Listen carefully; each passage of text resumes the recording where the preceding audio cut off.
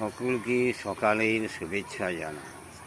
RSS নিয়ন্ত্রিত BJP এবং communist একই গোত্রভুক্ত কুরাজনৈতিক চিন্তার দল।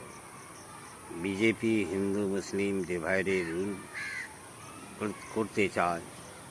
পবিত্র কোরআন, ইসলাম, মসজিদ, কবরস্থান ধ্বংস, বিরোধিতা এবং মুসলমান আক্রমণ ও হত্যা করতে চায়। মানুষকে বেদুইন গোমরাহ করতে চায়, অর্থাৎ পৌতলিক চিন্তায় বেদুইন রাষ্ট্র করতে চায়। দেশের সম্পদ লুট করে কতিপয় ব্যক্তির হাতে কেন্দ্রীভূত করতে চায়।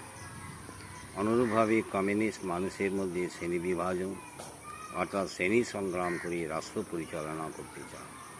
কৃষক ক্ষেতমজুর দ্বন্দ্ব, কারখানা শ্রমিক মালিক দ্বন্দ্ব ইত্যাদি কর্মকাণ্ডের মধ্যে বুর্জোয়া রাষ্ট্রের পতন ঘটিয়ে খেটে খাওয়া মানুষের সরকার করতে চায়। প্রশ্ন হলো, শ্রমিক, কৃষক ও মালিক সকলে মিলে পরিশ্রম করে, তাই না? ভাত দেওয়ার ভাতার নয়, কিল মারার গোসায় আর কি। পৌতলিক ও বেদুইন কুচিন্তায় এরা সমাজ নিয়ন্ত্রণ করতে চায়।